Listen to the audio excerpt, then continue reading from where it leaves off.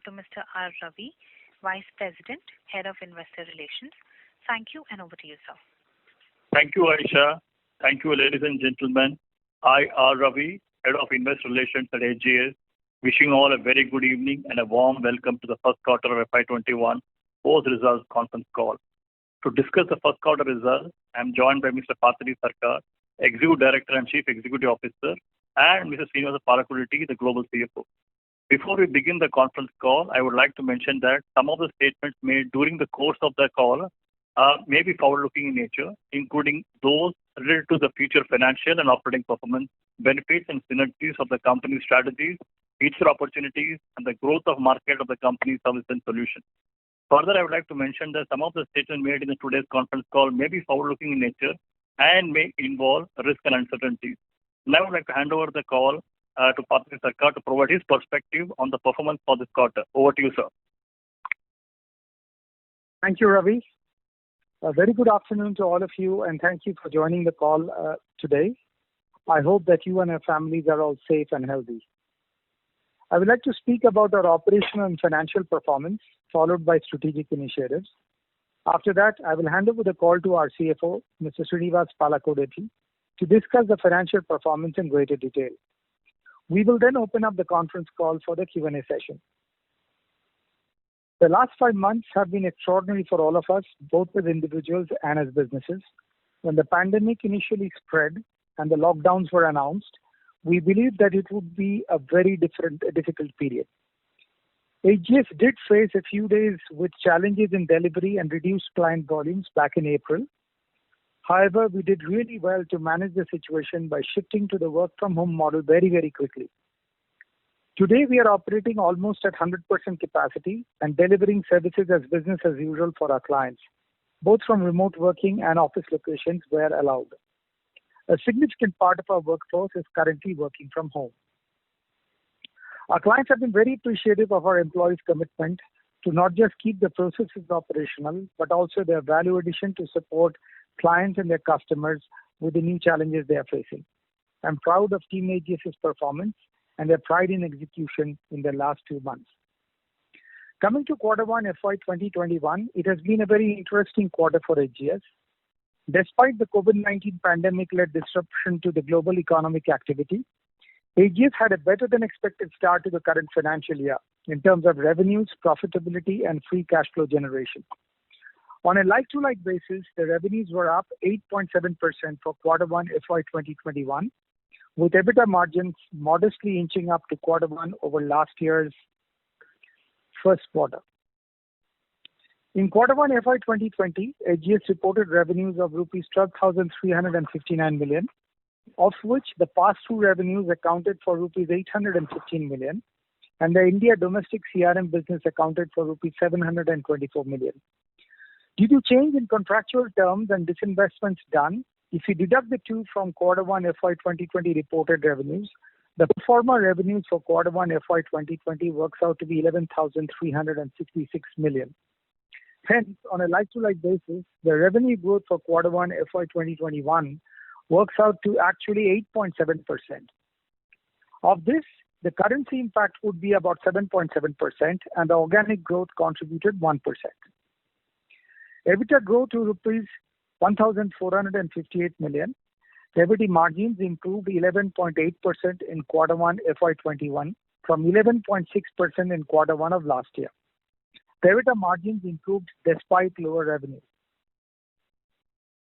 Net profit for Q1 FY2021 improved by 21.7% over Q1 FY2020 and 9.8% over Q4 FY2020. This financial performance was a result of various factors, including higher volumes than expected, ramp-ups. The Board of Directors at a meeting held on September 2020 approved an interim dividend of rupees 6 per share as compared to the interim dividend of rupees 2.5 per share in Q1 FY2020. This is about 20% higher on an annualized basis.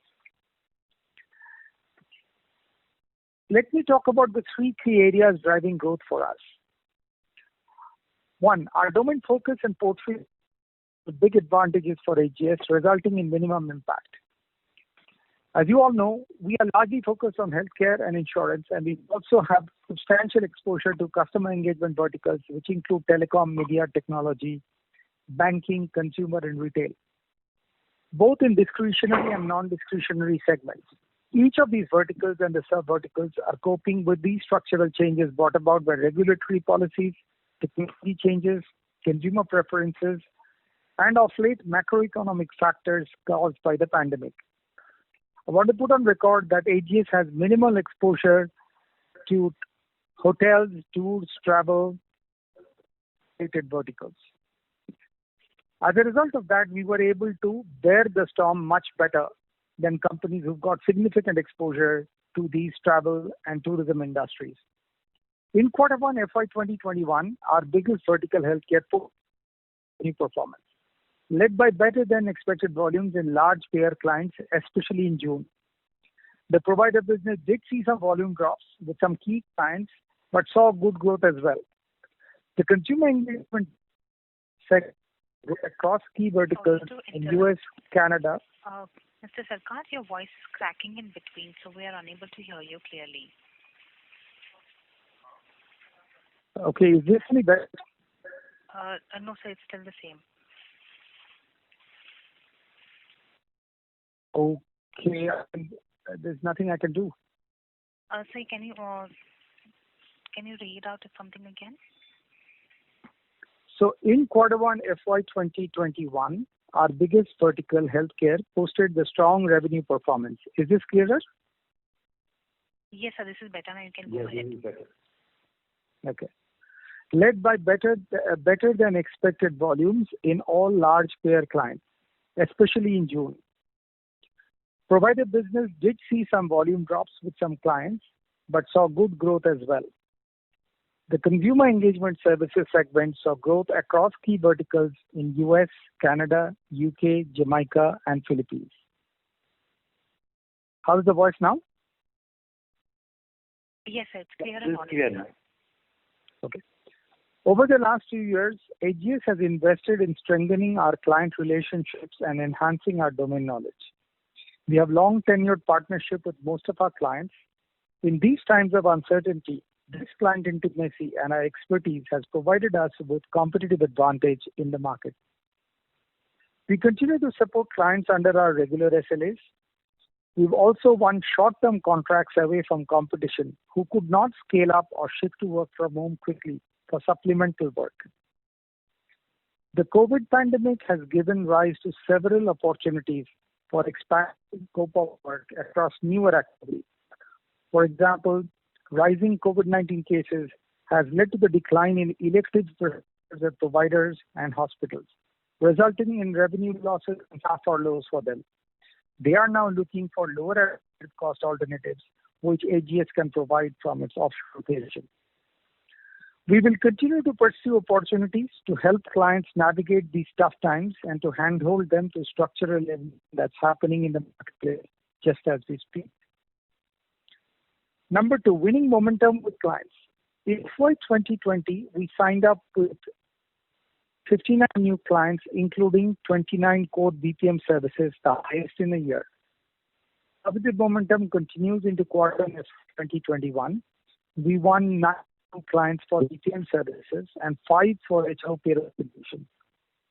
This cut across healthcare, consumer electronics, retail, communications, oil and gas, and NGO verticals.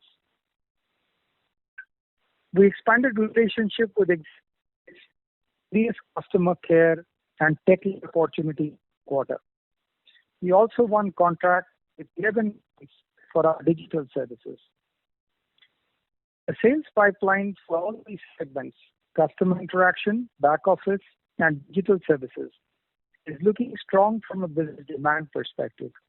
I want to mention here a cautionary message though. The clients are very interested in deploying digital services in a bid to transform their processes. However, they are also simultaneously worrying about the long-term engagements currently, given the uncertainty. Some of the deals that we have signed are smaller contracts, expect them to ramp up in coming quarters. Scalable and agile organization. We try to build a scalable and agile with the right skills to support our vertical and service line growth ambition. We now realign the organization to an integrated vertical service line structure, including leadership. This is in line with our one experience and collaborative approach strategy, which we have been driving in the past few years.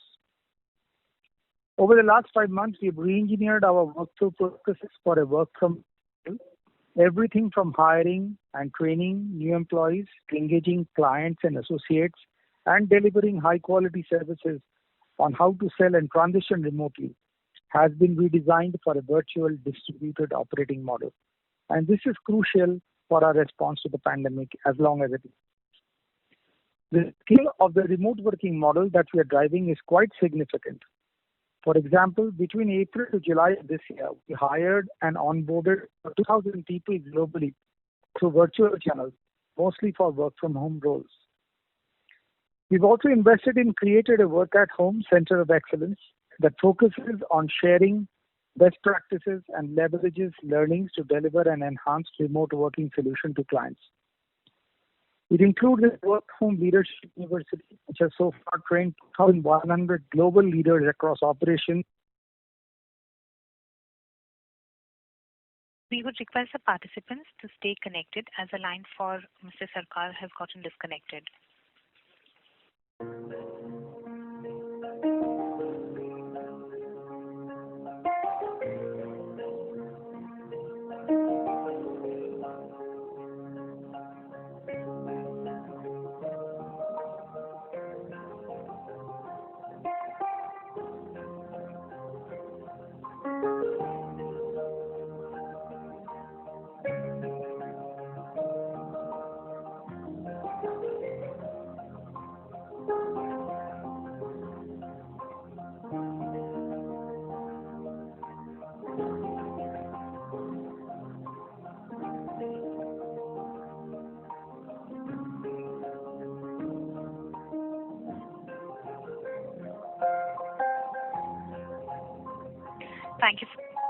Thank you for patiently waiting.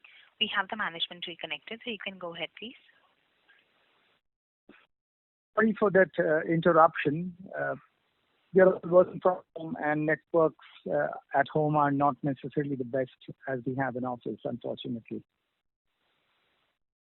What I was saying is we've created a work at home center of excellence that focuses on sharing of best practices and leveraging learnings to deliver an enhanced remote working solution to clients.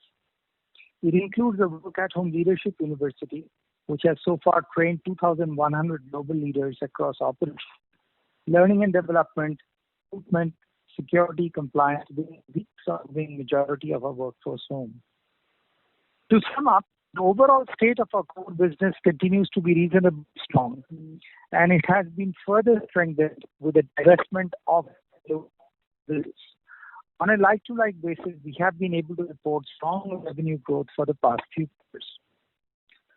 The COVID pandemic and our work-from-home capabilities has helped us several wins in both healthcare and PS verticals. While some of the wins may be of short duration, project type in nature, we do expect several of them to convert into long-term contracts. The sales pipeline remains, especially for the healthcare vertical. We see strong demand for the open season in Q3 of FY21. While stay-at-home orders have been relaxed in some geos that we operate in, the pandemic cases continues to rise, and the coming months still look uncertain. We are taking a conservative approach to offices on scale based on social distancing guidelines and the need for safety measures. This means that majority of our employees will continue to work remotely for the next few months. Our goal is to continue to provide high-quality services to clients despite the mode of with no disruption. In the interest of transparency, Board of on September 5th, 2020, has asked the company to review the overall corporate business structure of AGS. The board has feedback that the structure is complex and needs to be simplified. The review will include relooking at the portfolio to identify gaps in our offerings and ways to bridge the gap to M&A, etc. The exercise will also review profitable businesses, loss-making contracts, and businesses which may no longer fit. The objective of this review is to improve its performance and enhance share. On completion of this exercise, the board will evaluate various options, implications, and decide the future course of action. This review may require hiring consultants if required. To sum up, please note that we are keeping a close control on the operating costs as well as on capital and expenditure. Despite the pandemic, our free cash flow to capital in Q1 FY2021 was 112% as in FY2020. So any further business restructuring in the future can be used to prune debt, provide debt covenants, give us the leeway. It will also create a war chest for future acquisitions if necessary. Just to add, we reported net cash of rupees 63 crores in Q1 FY20 as against 73 crores of net debt in FY2020. With that, I will now hand over the call to Pala to walk us through the Q1 FY2021 financials in greater details. Thank you all once again for being with us on the call today for disruption that came because my line dropped. Over to you, Pala. Thank you, Partha. Are you able to hear me clearly? Yes. Very good afternoon to all the participants in the call, and thank you for joining us on the Q1 FY21 post-results earnings discussion. As in the past, we would like to start by stating for this discussion, the EBITDA and the EBITDA margins have been computed excluding forex losses and gains, which have been considered to be part of the other income. As required by the auditing standards, we have published our financial results as continuing operations and discontinued operations.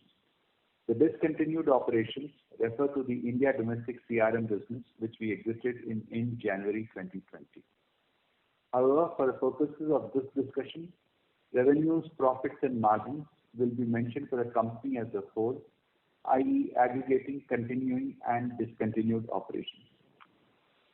I will start with an overview of the standalone financials. The standalone operations comprise the operations in India and the branch in Philippines.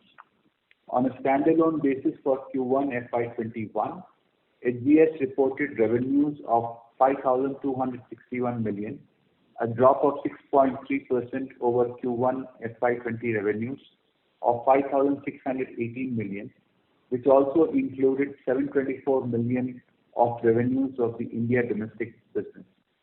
If the revenues of the India domestic business are excluded, on a like-to-like basis, Q1 FY21 revenues have increased by 7.5% over Q1 FY20. The drop in revenues coupled with costs relating to work from home led to drop in standalone EBITDA margins of 18.67% in Q1 FY20 to 16.8% in Q1 FY21. Other income in Q1 FY21 of 235 million rupees comprised income from sale of SEIS scrips of 172 million rupees, income on treasury surplus of 81 million rupees, FX loss of 39 million, and other items of 21 million rupees. PAT for Q1 FY21 was 315 million rupees, a drop of 11.6% as compared to the PAT of rupees 357 million rupees in Q1 FY20. Now I discuss the consolidated financials of Q1 FY21. On a consolidated basis for Q1 FY21, HGS reported TFL revenues of 12,359 million rupees, a drop of 4.2% over Q1 FY20 of rupees 12,905 million rupees. You may recall that Q1 FY20 had pass-through revenues of 815 million and which did not accrue in Q1 FY21 due to change in the contractual terms. In addition to this, if the revenues of 724 million of the India domestic CRM business, which we exited, are excluded from Q1FY20 revenues. For Q1FY21, HGS revenues have grown 8.7%, comprising 7.8% due to exchange rate variations and around 1% due to volume growth. During Q1FY21, HGS recorded improvement in performance in India, UK, Jamaica, and most other businesses. The profitability of the operations was impacted due to COVID-19 disruptions and extra costs related to work from home being rolled out. EBITDA margins for Q1FY21 on a consolidated basis has improved from 11.6% to 11.8%, an improvement of 20 basis points. The improvement in EBITDA margins by 20 basis points, despite the revenue drop of 4.2% on year-on-year basis, reflects the improvement in the mix of the business. On a consolidated basis, other income in Q1FY21 of 308 million rupees comprised income from sale of SEIS scrips of 172 million rupees, income on treasury surplus of 81 million rupees, forex gain of 314 million, and other items of 23 million. PAT for Q1FY21 was 492 million, an increase of 21.7% over Q1FY20, and on sequential basis, a growth of 9.8% over the quarter ended March 2020. For Q1FY21, the board of HGS has approved interim dividend of 6 rupees per share. From payout perspective, it works out to 25% of the consolidated Q1FY21 profits, which is roughly in the same range of 24%, including dividend distribution tax of the full year FY20 consolidated PAT. This is the first full quarter post the sale of the India domestic CRM business. For Q1FY21, healthcare vertical accounted for 56% of total revenues. Share of telecom and technology verticals stood at 14.1%, consumer and retail at 11%, and banking and financial services at 8.4%. For the quarters Q2 to Q4 of FY21, we have forward covers of around $72 million at an average USD-INR rate of around 74.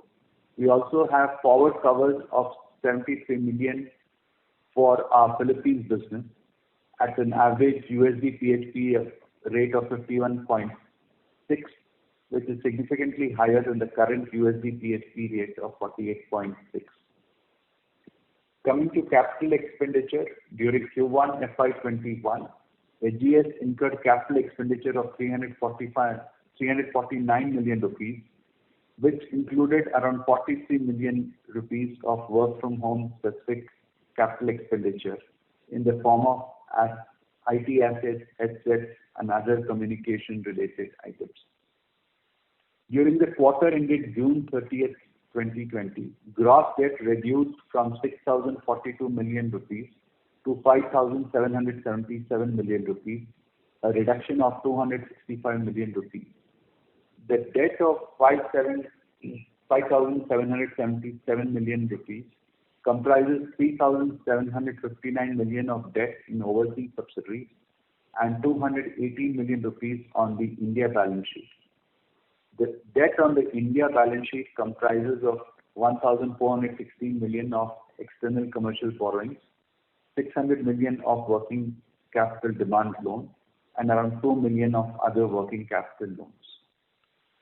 Cash and cash equivalents of the company rose from 5,308 million to, as of 31st March 2020, to 6,406 million as of 30th June 2020, an increase of 1,097 million rupees.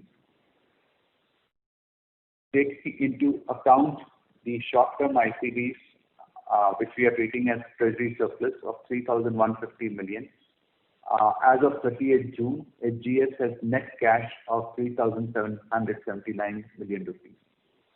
EBITDA to free cash flow conversion, which stood at 60% for FY 2020, stood at 112% in Q1 FY21 and similar to 111% in Q1 FY20. As on 30th June 2020, OPEX stood at 37.8% of total fees as compared to 38.3% as of 31st March 2020. Average monthly revenue per employee, which stood at 101,738 rupees for Q1 FY20, has further increased by 8.5% to 110,409 rupees in Q1 FY21. SGS in about 2 years back had acquired 57% stake in a company called Element, which has been renamed as SGS Digital LLC. During FY 2020, SGS increased its stake in SGS Digital LLC from 57% to 71.33%. In August 2020, SGS has further increased its stake to 85.66%, which denotes our continued investments and commitments for growing the digital business. I now conclude my portion and open the floor for question and answers. Thank you. Thank you very much. We will now begin the question and answer session. Anyone who wishes to ask a question may press star and 1 on your touchtone telephone. If you wish to remove yourself from the question queue, you may press star and 2. Participants are requested to use handsets while asking a question. Ladies and gentlemen, we will wait for a moment while the question queue assembles.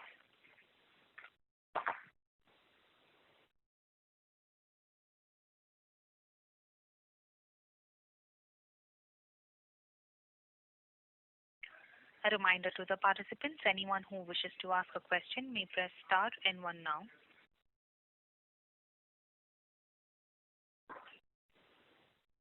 The first question is from the line of Siddharth Oberoi from Prudent Equity. Please go ahead.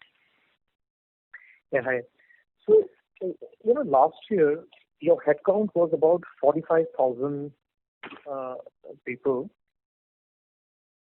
And now it is 37,165. So there's almost a 7,500, 8,000 reduction in your employees. Yet your employee benefit expense is higher by 78 crores. Could you explain why? Okay. Hi, this is Pala here. So the quarter ended March 2020. Quarter ended June 2009, also had employees of the India domestic business. And those about close to 8,000 employees have exited the company when the business got sold off in January of 2020. So that helps explain the drop in the headcount. Coming to the increase in the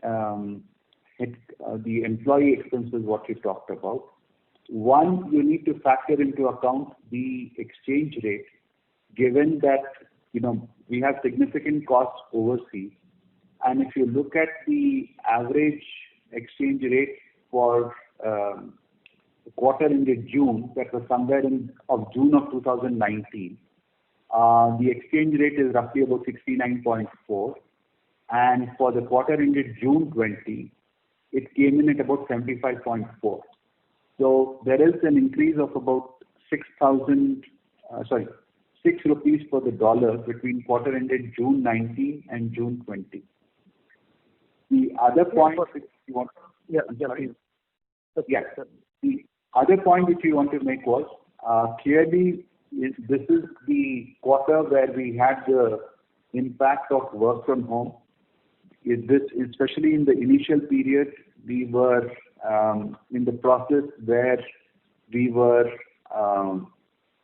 moving out IT equipment, getting the links going, getting the customer consents were required in place. So obviously there was a period in that where the revenues were lower than expected, but we had employees whom we had to pay full salaries because they were on the roll and while the work from home was being out. So you need to see the employee cost in that context, especially when you look at from a percentage of revenue. Okay, but how many of these employees do you pay in dollars that they were impacted by 6 rupees? Yeah, so if you look at the number of employees that we have, out of that 37,000 which we have, around 17,000 are in India, and about 9,000 are in Philippines. So about between India and Philippines, we have 27,000. And we would have, in between US, Jamaica, and Canada, somewhere in the range of 8,000 to 9,000 rupees, and another 1,500 people or 16 close to 1,600 people in UK. Okay. Also in the previous con calls, we had talked about the tax rate coming to about 26 to 29%. But if we see the tax rate this time again, it is 34, 35%. Why is that? So it's a slightly technical question, but let me try my best. So we have a branch in Philippines, and there is what is called a tax sparing credit between India and Philippines. Now, in the periods when Philippines performs well or as per norm, we get tax benefits flowing into India. In the current quarter, given the costs related to keeping work from home, in the initial period we had to arrange for employees accommodation, boarding, so that they could stay close to the offices and work, and subsequently transportation costs incurred. The profitability of Philippines has been lower than what it should be. So clearly that has become a drag on the profitability both at the EBITDA level, and it also plays out at a tax level in a different way.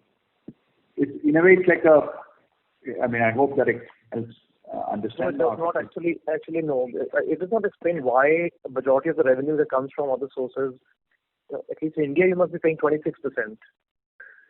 Whatever business you think. We have some. No, it comes close to 30. While we do have some SEZs, most of them have the SEZ holidays have expired. We have completed the mandatory 10-year requirement. Yeah, but then still it would be, if you have moved to the 22% plus surcharge slab, it still comes to 26%, 25, 26%. And if your foreign subsidiaries are also 40, blended would be still lower. Let me clarify. There is a choice of moving to a tax rate which is lower and give up all the concessions, or we stay with the existing regime. As things stand, we are staying with the older regime as far as taxation is concerned.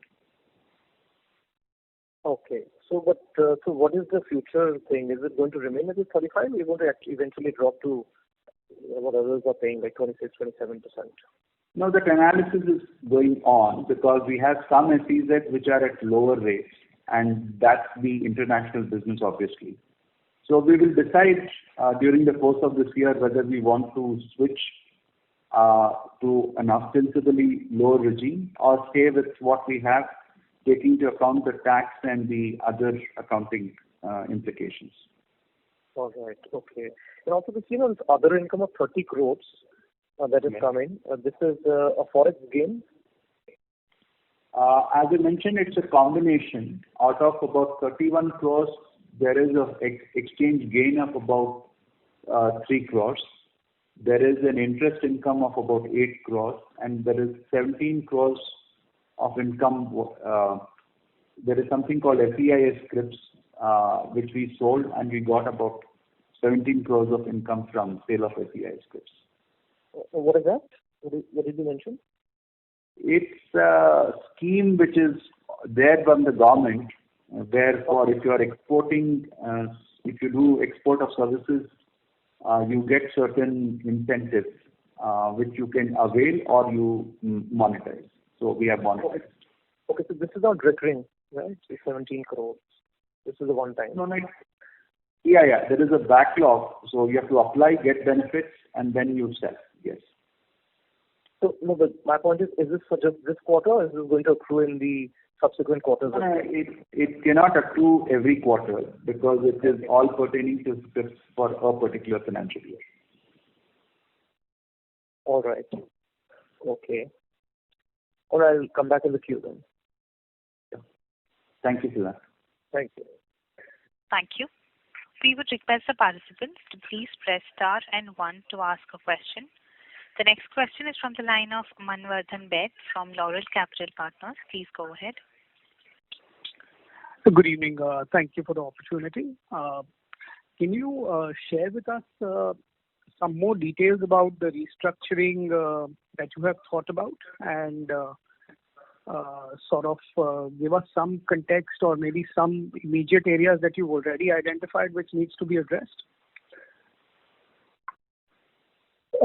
So let me take that question.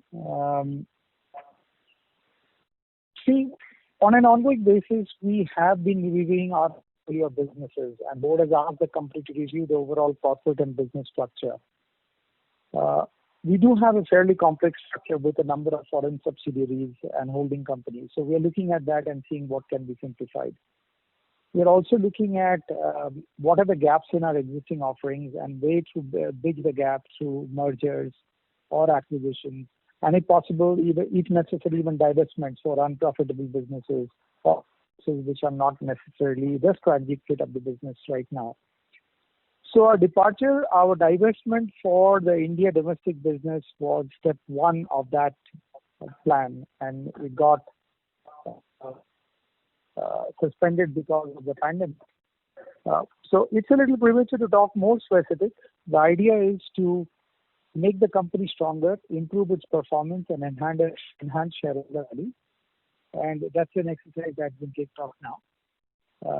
When we have more details, we'll share. Right now, there isn't more detail available. If you could also update about the performance of Axis Point in this particular quarter. Pala, you want to take that question? Yeah. So we continue to work on improving the performance of Axis Point. There will be 2 tracks. One is on the cost reduction, other is in terms of growing revenues. So our efforts there continue.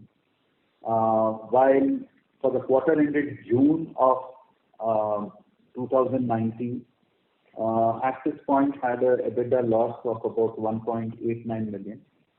That came down by about a third. So the loss for the quarter was about 1.25 million.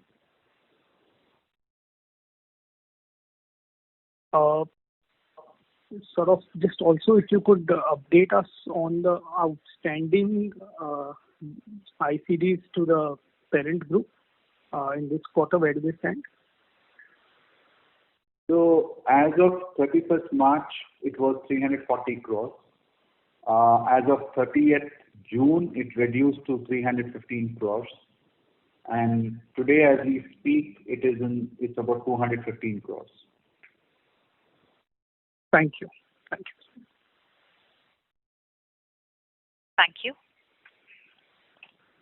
The next question is from the line of Satish Kumar Chandra, individual investor. Please go ahead. Hello. Yes, Hello, Satish. Yes, sir, you can go ahead, please.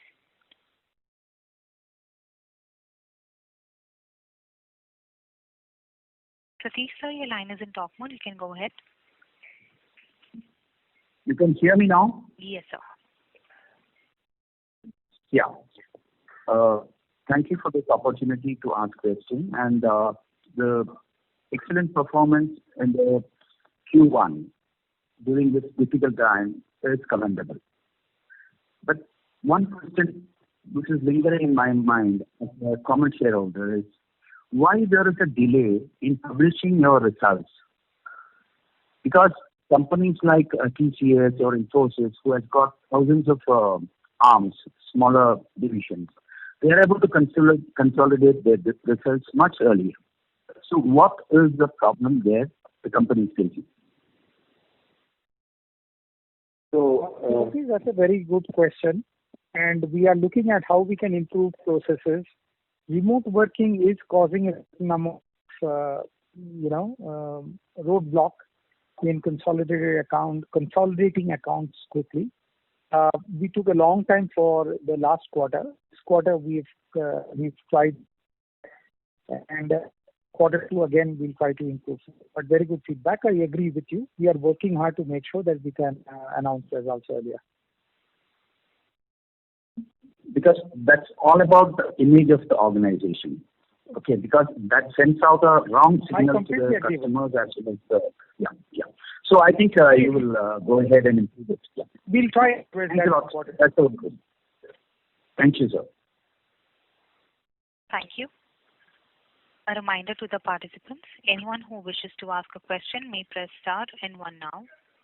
The next question is from the line of Siddharth Oberoi from Prudent Equity. Please go ahead. Yeah, so this is regarding the answer on the previous question. You said what is the pending ICD? Has it increased now?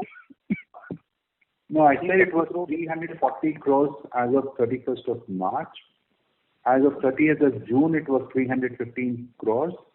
And as of date, it is 215 crores. Okay, further reduction of 100 crores. All right. Okay. Also, the EBIT is about 13 point something percent. So although you don't give forward guidance, is it possible in this kind of a business to achieve 16-17% EBIT margin on a probably consistent basis? I mean, as you said, we can't give guidance. So our objective is really to improve from an operational performance. And as Partha mentioned earlier, one of the objectives of this exercise which we talked about is also to see is there a business which is no longer strategic, which is having a financial performance, and see if such a divestiture would make sense to improve the overall profitability of the business. Right. So maybe when you restructure, my only point is the 16-17% even possible in your kind of a vertical? Some of your competitors are doing that. That is a bit of a theoretical question. The answer is clearly yes, it is possible. We have some businesses, which are low margin but high return so when you look at the business purely from a margin perspective, you will have that kind of a problem as well, because optically it gets consolidated and you don't get to see the fact that it has got a high ROCE. So that's the whole purpose of this portfolio review. Okay. Regarding this cost reduction, are you renegotiating leases because a lot of expenses were in, these costs, rentals?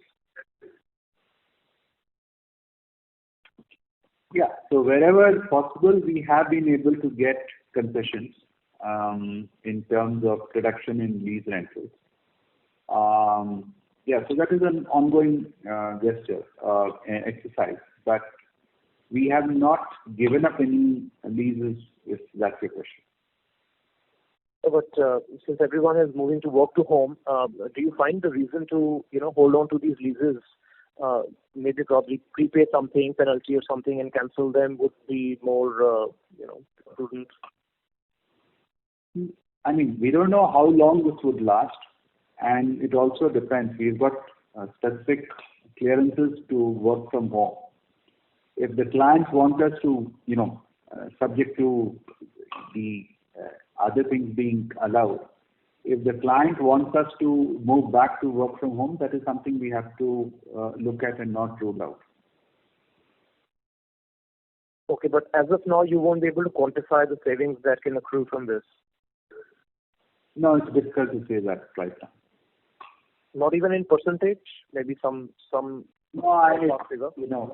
no. If I give you a number, that would be misleading. So it's better that I don't give you a number. All right. Okay, just one question regarding revenues. One of your listed competitors has come out with a 10% guidance growth. Are you seeing any such thing where you can confidently say that this year, from the 5,000 crore revenue last year, there can be some kind of a growth, or is it just retention for the year? We don't give guidance, so that's the problem. But we will see growth. I won't be able to quantify it from a number.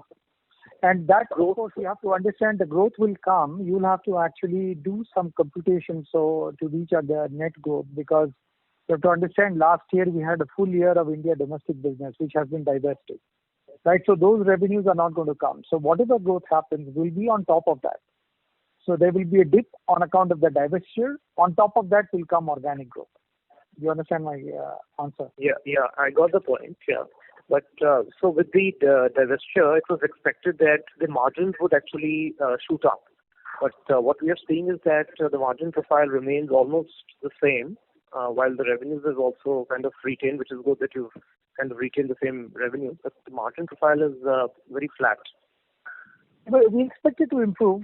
It's just been a quarter which has been completely roiled by our costs of setting up work from home. It's been a significant startup cost for work from home, which you have to understand has been very disruptive for our industry. So you're seeing all the costs for that coming into quarter one. Okay, so we can expect some kind of reduction there as well. Yeah, I think we should wait for a full year performance to assess the profitability. All right. Okay. So, and this last question I have on this, the loans, the things we're giving to promoters. So, 215 is left, which has come down quite a lot. Is there a timeline for getting the whole thing back? Loans are on call. Okay, and I'll give you a little bit of a background. There was a lot of concern raised in the earlier call. So let me give you a background. Quarter 4, we had a rude shock. A significant chunk of our surplus funds were parked with a private sector bank, which was in the eye of a storm. And those funds were frozen. So that was a very bad shock that we received. And that's when this thought about working on ICDs came on. What do you look for when you have surplus cash, which we have today? You look for safety, liquidity, and return. And from all these perspectives, we realized that when it is Hinduja Group backing it up, with the promoters themselves being 67 shareholders of Hinduja of AGS, so far as safety is concerned, we were pretty sure of that. So far as liquidity is concerned, these are short-term deposits, can be called at any point of time. And so far as returns concerned, the returns are much higher than average return that you can get. From these perspectives, these loans were given. However, it's not something that's going to be there for good. We are working on reducing the ICDs on a significant basis, and you will see that reduce as a number going forward. So, in terms of capital allocation, now that this money is coming back and you're generating, so much free cash flow, is there any plan to, prepay some of these 577 crores of gross debt, prepay it or, where reduce the interest cost? Well, there are some conditions for prepayment. Pala can cover it. Most of these are term loans, so there is cost of prepayment, which may not be that attractive as an option. With increased dividend, you would have noticed that. But anyway, Pala, you can address this question. Yeah, there is a 70 crores of working capital, those can be probably addressed. Pala, you can take that question. Pala? I think Pala has dropped off. Yeah, so let me answer on. Sorry, is Pala there on the line? Yes, sir, we have Sir connected. Okay, Pala, do you hear the question? Srinivasa, I would request you to please unmute yourself if muted from the handset.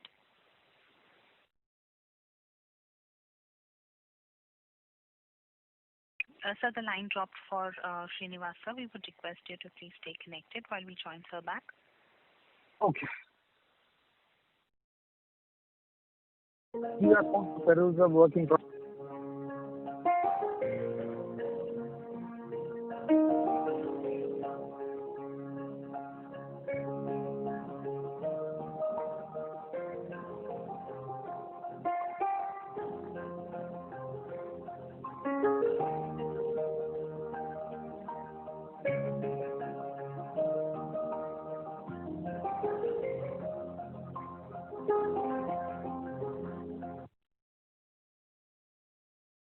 Thank you for patiently waiting. We have Srinivasa connected, so you can go ahead, please.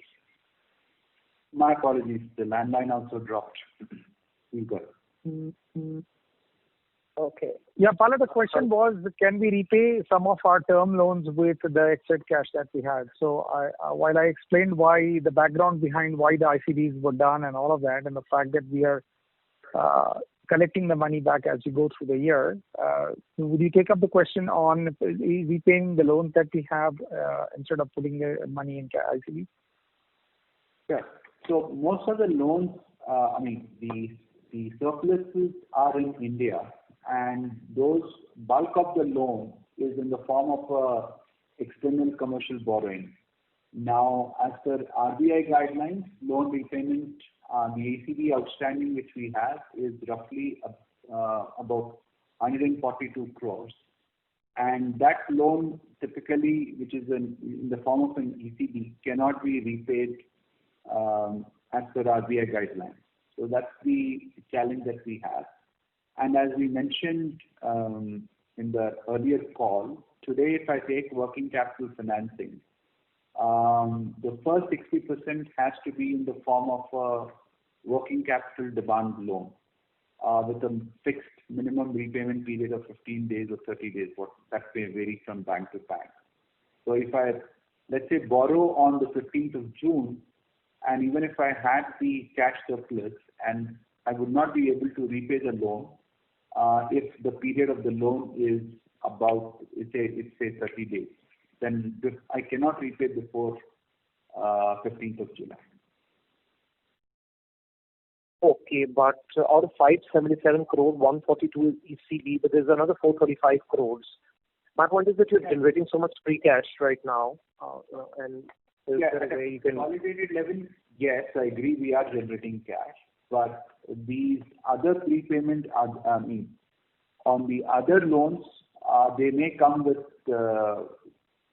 prepayment penalties. Okay. So okay, all right. But what about this money that is coming back from the ICDs? Where are you parking them now? Yeah, so those are being deployed in sense.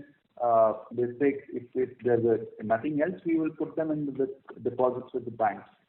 And bear in mind, these are all short-term surpluses, as we mentioned earlier as well as today. We are doing a review of what are our offerings, where are the gaps, what do we build, what do we acquire. So we expect this to be deployed for M&A going forward.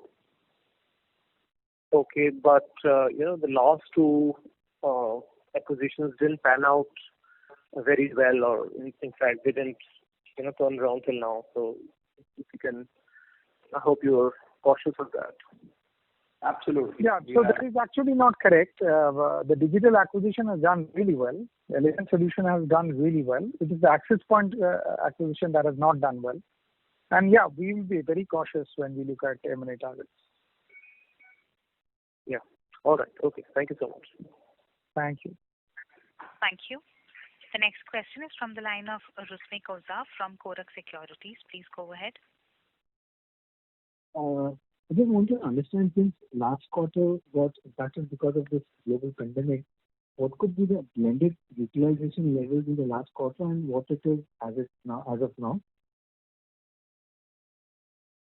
You're talking about manpower utilization? Yes, manpower. See, manpower, we don't carry a bench, sir. So unlike IT companies who carry a bench, our utilizations are almost everybody who is hired works unless they are going through a training. So utilization would be very, very high. Okay.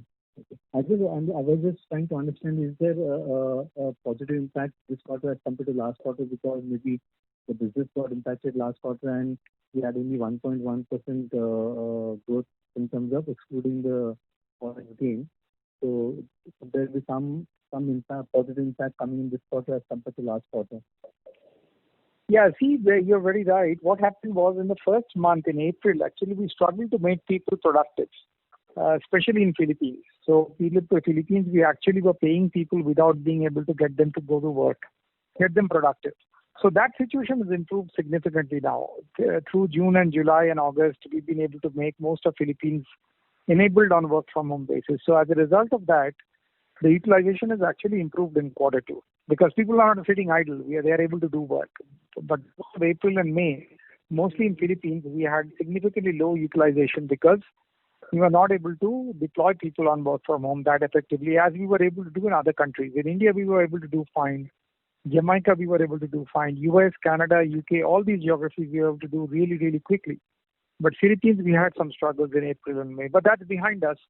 So from that perspective, utilization in Q2 will be better. Okay. That's it from my side, sir. Best of luck for the future quarters. Thank you. Thank you. The next question is from the line of Sri Vallabh Bhaiya, an individual investor. Please go ahead. Hello, sir. Hello. In the opening remark, Ms. Pala had said that, right, last year also you have distributed 25% of the profits, and this quarter also you are distributing about 25% of the profits. So what will be the policy going forward? Because you'll be having surplus cash flow coming back from ICD also. Are you going to improve on this 25% disbursement, or is it going to remain like this, or some other policy? It's a good question. Now, there is too many uncertainties right now, sir. In this situation, cash conservation is most important for us. So we will definitely have a hard look at what kind of cash we are generating, and we will try to maintain the dividends that we have paid in Q1. Whether we can increase or not, it's a little premature right now to say. We have to see how the second half of the year pans out, sir.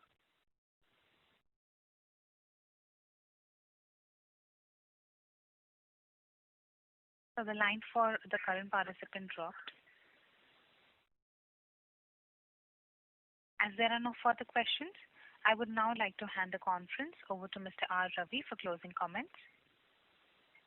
Aisha. Again, Ravi here. Thank you to all the participants for joining us in the post-results conference call.